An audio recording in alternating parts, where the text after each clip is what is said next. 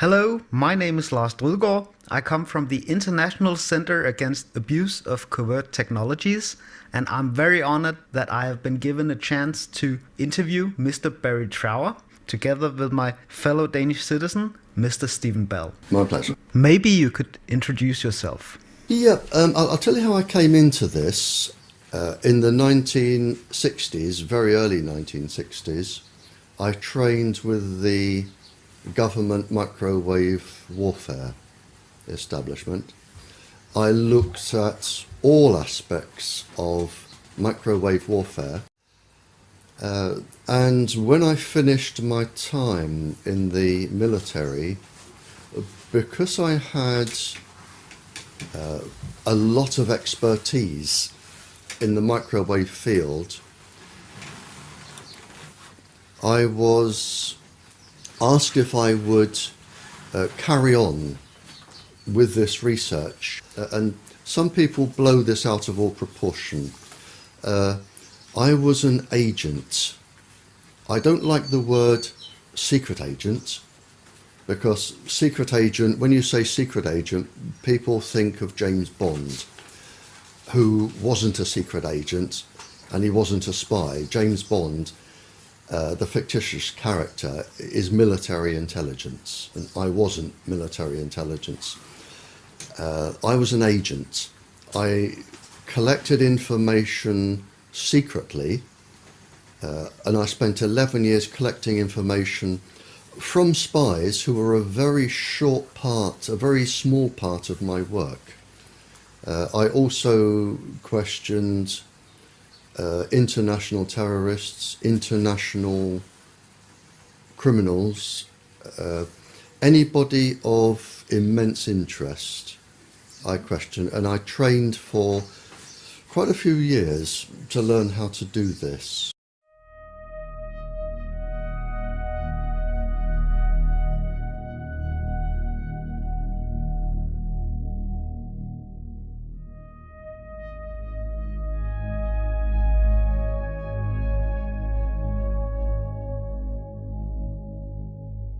They found that there was an unusual number of breast cancers, childhood leukemias, other cancers, and they couldn't work out why.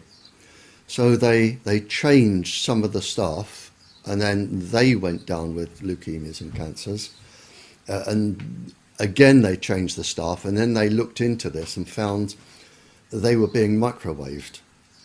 And this is where the United States became a little bit naughty. They decided to keep this quiet. The Americans used their own people as initial guinea pigs to develop their own weapons. And then when it was discovered what was going on, initially there was a denial that you always get. Then there was a cover-up report, and finally a very renowned professor, I think he has about 18 professorships, John Goldsmith, he wrote the definitive proper report and found that low-level microwaves were causing an enormous amount of cancers and leukemias and ill effects. And by then, everybody was leaping onto the microwaves as stealth weapons, and they go from there, which was the 50s, right up to and including the present day.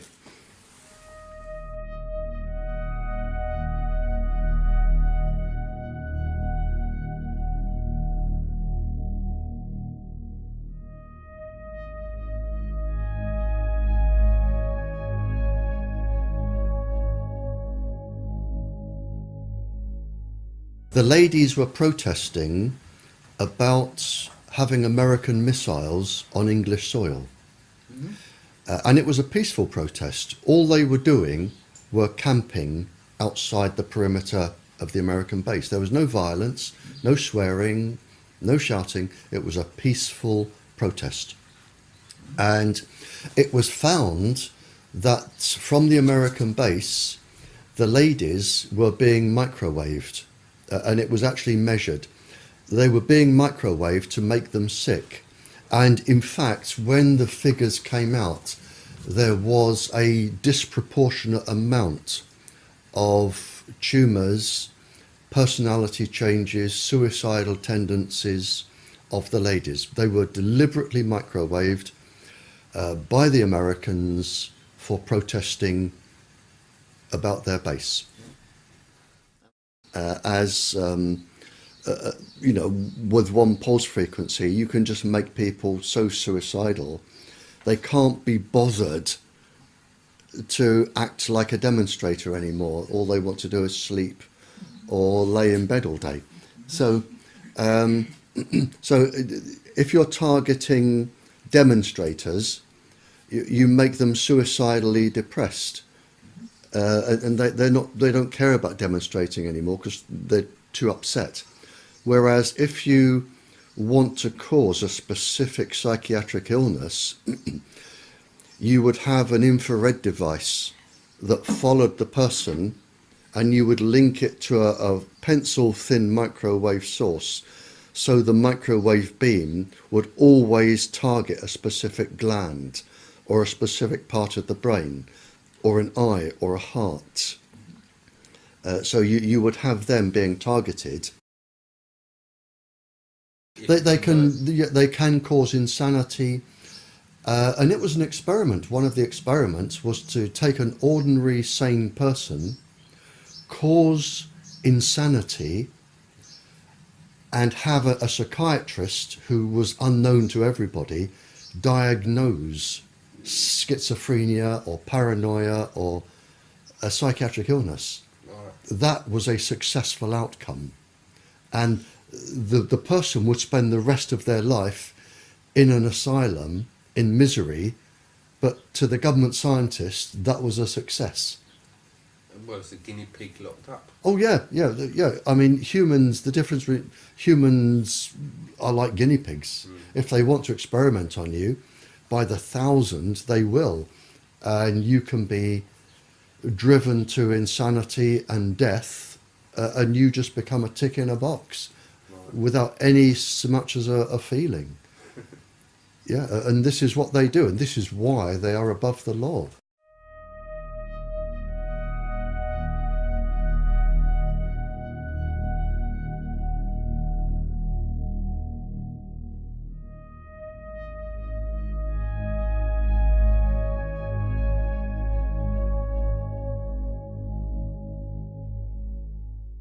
It wasn't until around the 70s that this became secret. For some reason, it was talked about openly. You know, if I'm talking to a spy and I want to find out where the spy was trained, how the spy was recruited, over the 5-year period of training and everything that went on, it's going to take years and years and years. But if you want to talk about microwaves and chips and microwave weapons, they'll just talk about it over a biscuit and a cup of tea. It wasn't secret. Most governments talked openly, or people talked openly about it. It wasn't until the 70s, mid-70s, that I think the full potential of this globally came into force, and the governments decided then to put everything under the Official Secrets Acts. But until then, nothing was secret. It was just talked about openly. That's actually very interesting. Yeah, I mean, it just wasn't, people didn't know about it. It wasn't general knowledge. You wouldn't meet somebody in the supermarket and say, have you got a chip in? But the people that had them knew they had them, and they would go around talking about them, and other people would talk about them. Whereby with the special forces you could send down, if you had an idea roughly what country they were in, you could send down a beam from a satellite. The chip would be switched on by the beam, energized, and would send a signal back. You've got that type of chip. The other type is when it is pulsing continuously to stimulate, let's say, a gland in the body at a set frequency to produce a specific chemical that will produce a specific biochemical response in the brain. So you can have one working permanently, and you can have them working intermittently, and you can have them that will only work if they are stimulated. Yeah, I mean, voices are the easiest ones because all you have to do is stimulate the cochlea with a set resonant frequency. It's very easy. Voices are very easy, and it isn't people imagining voices. They physically hear them. They physically hear, as I'm talking to you, my voice isn't inside your brain. My voice goes no further than an inch into your ear, no further at all. It's the electrical signal that makes you interpret how I sound. And once you've got this electrical signal, which can be a chip or lots of things, you can physically make people hear voices, certain voices, and it can be any conversation, and it can be anybody you want to hear. It can be a soft, angelic voice. It can be a god. It can be something that scares you, like a devil. It can be anything.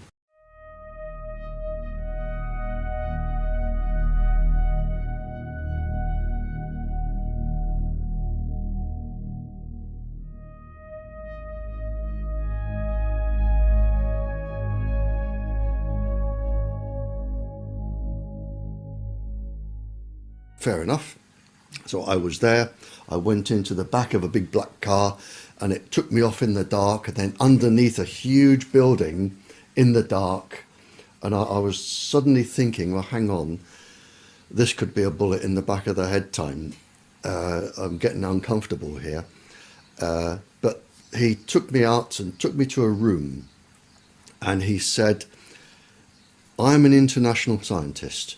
He said, and something is really, really worrying me, and I have to tell somebody who can tell the world. Now, I actually knew what he told me, I knew was going on anyway, because it had been discussed in other countries.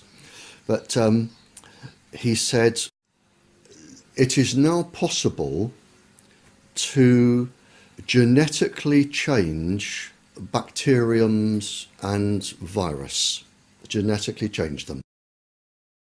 What has been developed now is if bacterium, they can lay, and yeasts, they can lay in the soil for hundreds of years in a dormant stage. And it's known by grave diggers or people who dig up old graves that it's possible when light comes on the bacterium to regenerate the bubonic plague that's been laying in the ground for several hundred years. It only wants that particular frequency and bang, it's active again. You don't need more than 2 brain cells to work out where you go from here. Viruses are neither dead nor alive. They inhabit hosts. If I put a virus inside a dormant bacteria that I know I can spring to life, I go to Norway on a holiday, or Denmark, or Sweden. I just spread the virus around the forests with the dormant bacteria, and I come back. And I can wait, if I like, 100 years, 200 years, or 2 hours. Makes no difference to me. And then all I have to do with HAARP or a similar device is put the frequency, the microwave frequency off the ionosphere, down onto Norway. Whenever I feel like it, the virus will spring to life because their host has sprung to life.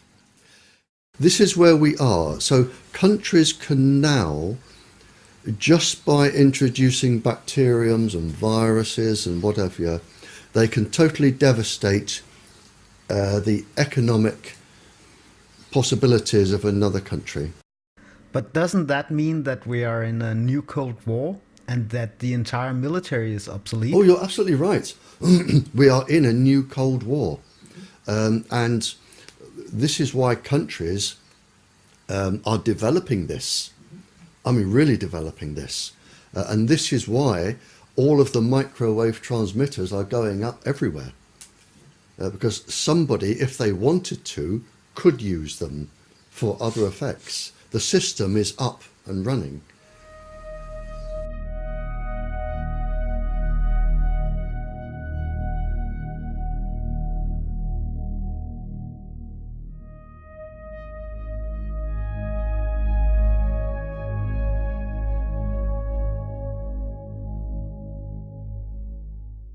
In a 3-month period, I had 5 lady police officers in this house, all with cancer.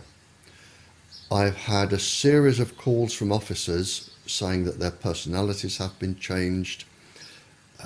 Whenever I go to a country, and I think the year before, I did 6 countries, I think last year or the year before. The questions always come around to tetra, and they always come around to aggressive behaviour from the police since they started using tetra. And I have the government documents that say this can cause neurological damage, this can cause cancer, this can cause aggressive behaviour and personality changes. This was at the beginning of the experiment, and the experiment with tetra is not due to finish until 2018. So it's an experimental system. The United States one was quite interesting. It was to do with special forces. Probably 5 or 6 years ago, they came back from a mission, and of the 6 or 8 gentlemen that were in the special forces, 5 of them, I believe, went home. I think it was 5 or 6 went home and severely beat their wives or children or both, where some of the wives died, some ended up in hospital, but they were severely beaten. And it was believed that the communications apparatus they were using was in training the brain and stimulating violence. And this was Fort Bragg. Now, I either had a phone call from Fort Bragg or I had a phone call from the embassy to ask if I knew what frequencies could cause this. Because I ended up talking to each. And I said, don't tell me, I will tell you what frequencies they have been using. Now, the special forces don't just hold them up, they're on permanently. So we're talking massive entrainment, far beyond what the ordinary person would suffer. But it induced such a level of entrainment and violence. So I told them what frequencies I believed they would be using. I sent them documentary evidence, and the whole thing was hushed over, and it was on the news, but then they obviously, I would imagine, changed the frequency.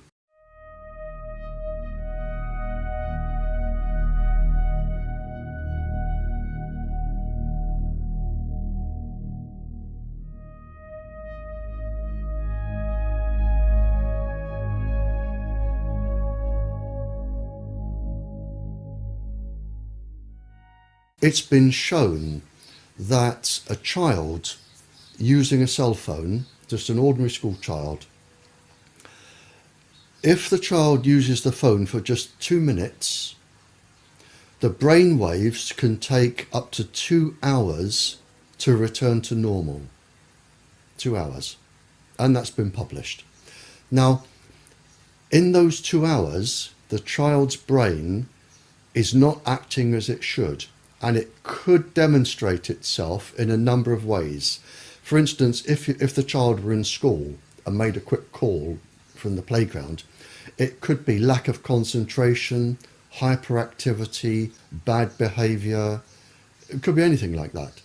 And that would slowly ease off over 2 hours. Now that's just from 2 minutes. Now if a child makes a phone call every couple of hours, the brain is going to be entrained permanently. And it's already been published by the industry that a child using microwaves just before bed will have his or her sleep totally disrupted by entrainment. I cited, I think, 200 schools in Europe where a transmitter had been put in or near the playground where they had leukemia clusters. Some of our own MPs here have stood up in Parliament to say that they have 11 children under the age of 11 with leukemia around a transmitter, or 18 children. I mean, it's so. I mean, cancers are reaching epidemic proportions. There are lots of different types of cancers coming up now. I know in China, they've just had a 3,000% increase in parotid gland cancer, which is the side of the face where you would hold a mobile. We're getting cancers of the eye coming up. Obviously, brain tumours. In fact, brain tumours are quite enormous now in terms of numbers. That I read a report, and I read this out in Canada last year. People are so worried about the numbers of brain tumours that they've re-diagnosed 10,000 brain tumours as endocrine cancers to take them off the statistics. And I do know that in the European Union, we have been told that cancers are at epidemic proportions, and we're talking generally cancers between the ear and the brain.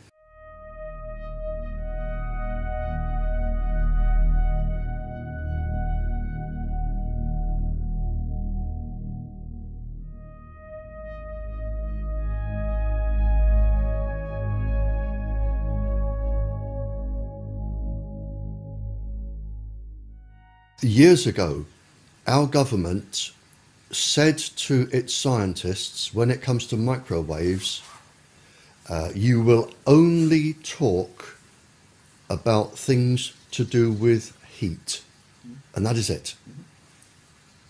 So they won't even discuss anything else. They will deny anything that doesn't have anything to do with heat. Yeah. They even deny all of their 40 years of research leading up to this. Yeah. Although they've said this can cause cancer and all the damage, they say, no, it can't. We're only looking at heat, and heat is all that matters. Yeah, I prefer to call it lying. All right. Yeah. I think I've never known so many liars in my life as what is coming out now from the government. I mean, to put it simply, they did all the research, they knew the dangers, and then they decided to lie to the public for no other reason than to save themselves with lawsuits and to make money for industry. And that's written down, and I've got that written down. Okay. So for the last 40 years, the government, the English government, has been lying to the people. And the American government, the Canadian, the Australian, they have been lying. They have been lying to protect industry, protect their profits, to protect themselves from lawsuits. So they are really just liars, and it's provable. I made a statement in Birmingham, in this country, probably 15 years ago, and I haven't changed it since. And I've said that I believe that this industry and the part of the government which is encouraging them will be responsible for more civilian deaths and suffering than all the terrorist groups in the world ever. And with the growth of the industry over the last 15 years, I would say now that these people are probably going to cause more death and suffering than the entire Second World War. And is that genocide? Yes, without a shadow of a doubt. And are they going to get away with it? Yes, because they are untouchable. They are outside the law. Who is actually behind those decisions? Is this sanctioned by the WHO? Sanctioned by the World Health Organization, without a shadow of a doubt. It is the same people. It's the same people sit on the ICNIRP certificate. They sit on our government's Health Protection Agency, sit on the World Health Organization. It's the same people. It's the same people. There's probably no more than 20 of them. But yes, they are going to, in my opinion, commit the worst genocide this planet has ever known. Not just people, but animals, plants. They are probably going to cause more destruction than a global war. And in several hundred years' time, people will look back, whoever survives, and look at what we try to do to stop them.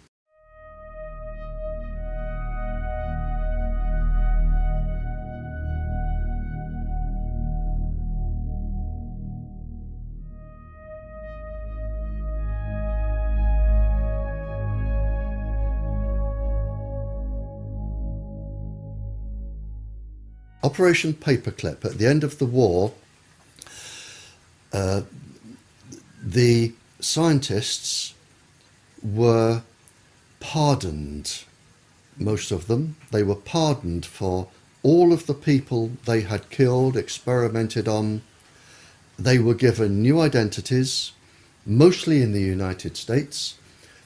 They were given new identities, lived an ordinary civilian life, very well paid, and they went to work in laboratories for the American government. And they handed over all of their research, and this is where it came from. And this was the basis of all of this, Operation Paperclip. If they could catch somebody and keep their name secret, that was Operation Paperclip, and they took them back. They took them back and they kept them. They used all of their resources, and there was a lot of scientists. They used all of their resources, and that was the basis of the mind control, the drugs, and everything else. I do know one experiment, just to give you some examples. I know that they found that with one of the subheadings was the microwaves on pregnant women, and they found that they could cause a 57.7 increase in miscarriages in pregnant women, which is just one experiment, you know. So what you're actually doing is killing 57% of all the children. Again, mixing microwaves or electromagnetic waves with LSD, lysergic acid, on 4-year-olds. they just experimented on people, causing any amount of suffering to the point of death. And if people ended up in metal cages or stone boxes for the rest of their lives, that was the way it was going to be, because they were allowed to be experimented on. But as I say, there is no boundary. There is nothing which, to me, is too low. I mean, if you're going to attack a uterus in a child, you can't get much lower. And this is what they were all about. At the end of the Second World War, a committee was formed by all of the Western Allies, the United States and Russia. And it was called the Nuremberg Treaty. And the Nuremberg Treaty was agreed by all the countries from the end of the Second World War. It was set up to stop people like Joseph Mengele, the Doctor of Death, in Bergen-Belsen concentration camp, where he experimented on twins. And they, from the Japanese torturing the American and the British and the European soldiers, the Germans experimenting, the Nuremberg Treaty was set up, and it's very defined and very succinct. And it says that no person may be experimented upon for any reason, and this includes microwave irradiation, for any reason without their consent. And before they give their consent, they must have full knowledge of the length of the experiment, the outcomes, any potential dangers, any potential ill healths.